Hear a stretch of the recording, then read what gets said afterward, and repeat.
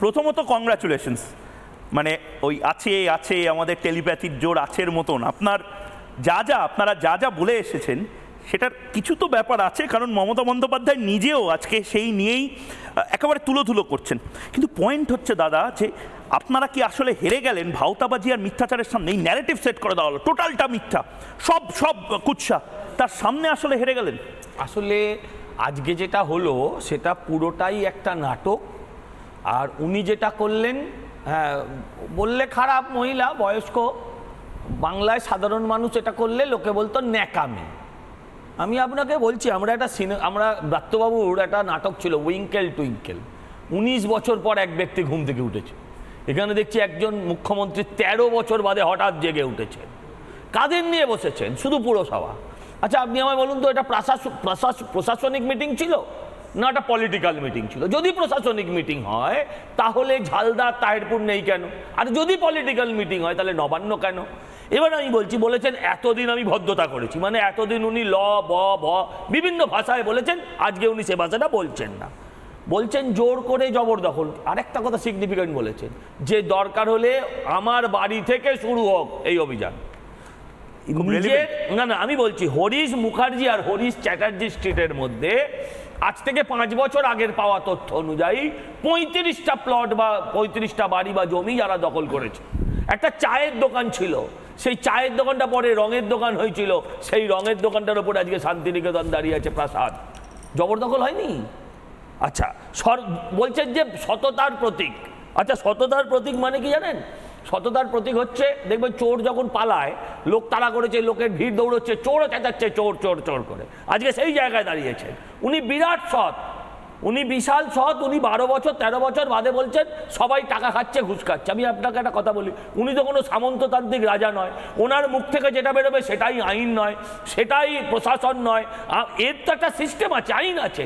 আমার কথা হচ্ছে, যদি উনি জেনেছেন যে পুরো প্রশাসকরা টাকা খাচ্ছে, IAS IPS বিভিন্ন লেভেলের টাকা খাচ্ছে, তাহলে আমার কথা হচ্ছে উনি তাদের বিরুদ্ধে আজকে কি ব্যবস্থা নিলেন?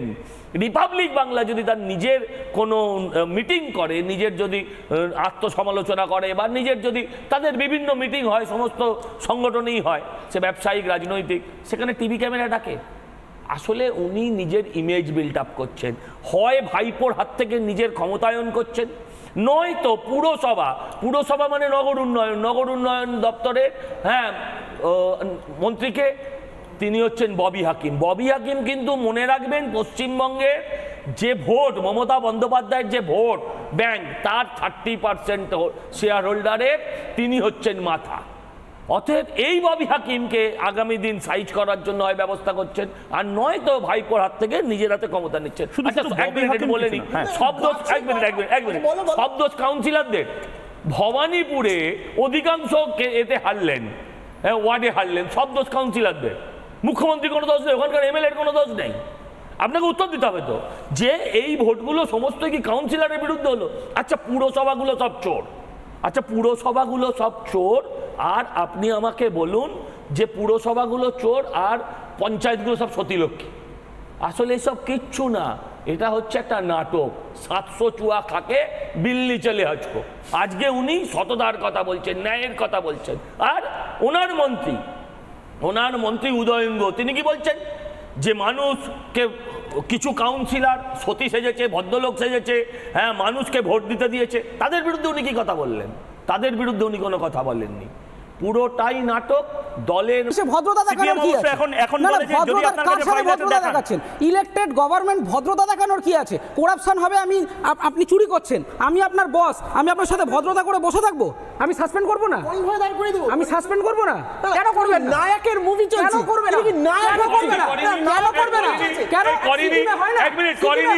একটা ডাক্তারকে সাসপেন্ড করে দিয়েছিল মুম্বাই দাঁড় করিয়ে, একটা মোডা সাসপেন্ড করেছে। আর তো এটা মোডা সাসপেন্ড নেই, কিসের মোডা সাসপেন্ড? একটা সরকার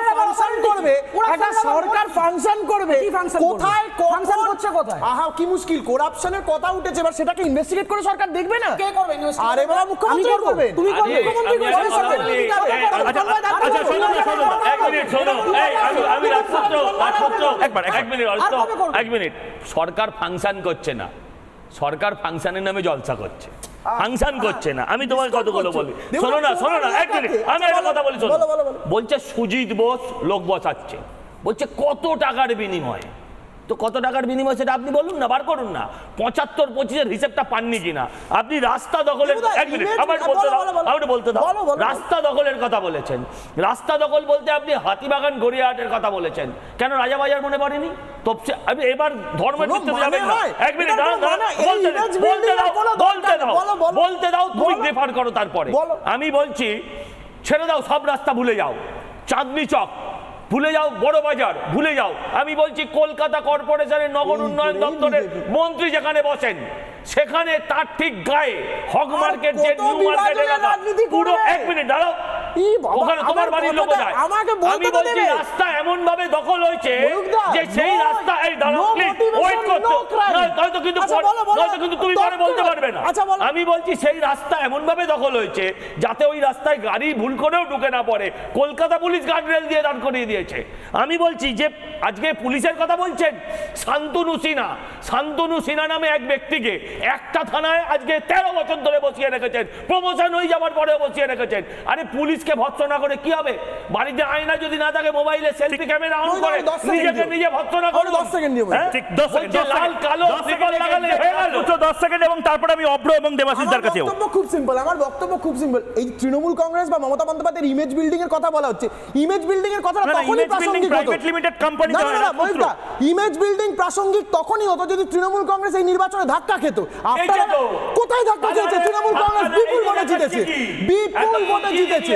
কিসের ধাক্কা? তোমার চোখে ছানি। আমি একটা কথা বলি, আজকে এক মিনিট একটা কথা উত্তর দাও, একটা কথা উত্তর দাও। রাজপুত্র একটা কথা উত্তর দাও। এক করে না নির্বাচনে জেতার সাথে করাপশনের সম্পর্ক নেই। নির্বাচনে জেতার সাথে করাপশনের সম্পর্ক নেই। সবাই একসাথে বললে শোনা যাবে না। আরে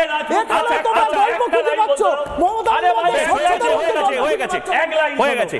উনি বলছেন কলকাতার রাস্তায় বা বিভিন্ন রাস্তায় আলো জ্বলে, রাস্তা ঝাঁট দেয় না। আচ্ছা আমি প্রশ্ন করি, 30,000 লোক কলকাতা পুরসভায় কম, কে রাস্তা ঝাঁট দেবে? এক। আমি বলি হাওড়া পুরসভা, আজকে এতদিন অব্দি হাওড়া পুরসভার ভোট হলো না কেন? না হাওড়া পুরসভার ভোট হলো না কেন? ওইসব নাটক করলে হবে না। যারা স্বচ্ছতা তখনই বুঝবো যখন সুজিত বোসকে স্বচ্ছতা, একদম সবাই বললে শোনা যাবে না, সবাই বললে শোনা যাবে না। আমি আবার সময় দিচ্ছি, আমি বাকিদের থামাচ্ছি। শুধু সুজিত বোস নয়, আমি সবাইকে থামাচ্ছি। আমি প্রতিক্রিয়াটা নিয়ে বলছি। সজল ঘোষ, এটা বোধহয় ইন্ট্রোস্পেক্ট করার প্রয়োজন আছে। এসডিও ডিএম আইসির অভ্যেস হয়ে গেছে টাকা খাওয়া, মিউটেশনের নামে টাকা খাওয়া হয়, জমি লুট হয়, খালি সরকার জমি পেলেই বেচে দিচ্ছে, হাওড়াতে জঞ্জাল পরিষ্কার হয় না, সব। আজ মমতা বন্দ্যোপাধ্যায় যে লিস্টটা বলেছেন, আমার মোবাইলে যে লিস্টটা রয়েছে দেখে মনে হচ্ছে সজল ঘোষ বলছে, অভিযোগ করছে। সজল ঘোষ এই কথাগুলোই বলেছিলেন, কিন্তু মানুষ আপনাদের কথাটা নিচ্ছে না। মমতা বন্দ্যোপাধ্যায় মিথ্যা কথাগুলো, যদি আপনাদের ভাষাতেই বলি, মিথ্যা কথাগুলোকেই সত্যি বলে চালিয়ে দিচ্ছেন, সেটাই মানুষ কিন্তু ওই সেলিং লাইক হট কচুরিস। না, আপনি একটা ভুল ব্যাখ্যা করছেন। ভোট একটা ডিফারেন্ট মেকানিজম, আর এই রাজনীতি একটা ডিফারেন্ট মেকানিজম। মমতা দেবী যদি অমৃতকে অমৃত বলেও সেল করতে যায়, যারা মমতা বন্দ্যোপাধ্যায়কে ভোট দিয়েছে তারাও কেউ সেই অমৃত পান করতে যাবে না। ভোট কেন হয়েছে? ভোট মানুষকে উনি বোঝাতে সক্ষম হয়েছেন, এই ভাতা বন্ধ হবে, ওই ভাতা বন্ধ হবে, এটা বন্ধ হবে, সেটা বন্ধ হবে। মানুষ হাতে গরম যে টাকাটা পেয়েছে সেই টাকাটার কাছে মানুষ ভোটকে সমর্পণ করেছে। কিন্তু যারা ওনাকে ভোট দিয়েছে তারা কি ওকে বিশ্বাস করে? কেউ বিশ্বাস করে না। তারা নিজেদের পেটের তাগিদে ভোট দিয়েছে, কারণ তারা জানে যে এই রাজ্যে চাকরি হবে না। আমরা দেখতাম ছোটবেলায় কি দেখতাম, যে দাদু খায় নাতি খায় ব্রিটানিয়া বিস্কুট। আজকে কি হলো, পিসি খেয়ে নিল, ভাইপো খেয়ে নিল, পুরো বিস্কুট কোম্পানিটাকে তুলে দিল। 350 লোক আজকে নতুন করে বেকার হয়েছে। কেউ বিশ্বাস করে না মমতা বন্দ্যোপাধ্যায়কে। এই মানুষগুলোর মধ্যে বহু মানুষ ছিলেন যারা মমতা বন্দ্যোপাধ্যায়কে গত নির্বাচনে ভোট দিয়েছিলেন। কিন্তু আমি বলি যে তাহলেও উনি দাঁড়িয়ে আছেন কেন? দাঁড়িয়ে আছেন নিজস্ব কিছু মেকানিজমের জোরে। ঠিক নির্বাচনের আগে 500,000 হয়ে যায় মানুষ, তাতে আমরা বিভ্রান্ত হয়ে যাই।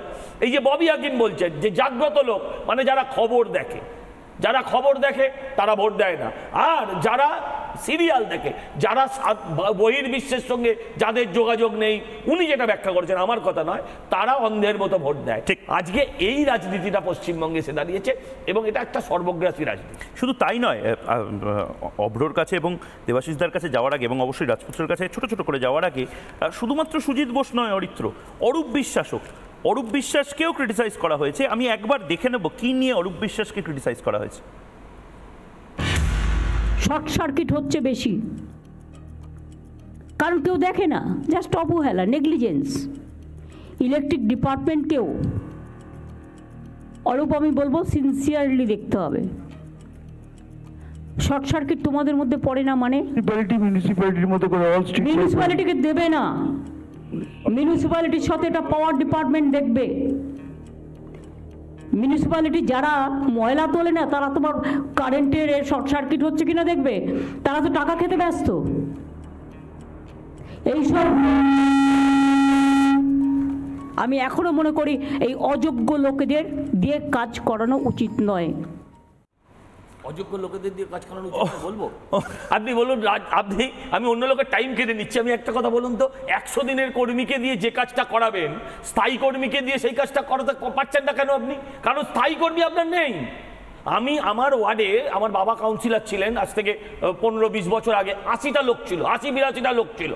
আমি অন রেকর্ড বলছি, আপনি মিলিয়ে নেবেন, যাদের তখন সাফাই কর্মচারী বলা হতো, এখন বড় বড় নাম, এসডি, কে, এসডব্লিউএম, আজকে জানেন কত? আমার ওয়ার্ডে 34টা। তার বদলে 100 দিনের কাজ ওই 3000-4000 টাকার বিনিময়, যেগুলো পলিটিক্যাল রিক্রুটমেন্ট, তাদের দিয়ে আপনি ঝাড় দেওয়াতে পারবেন?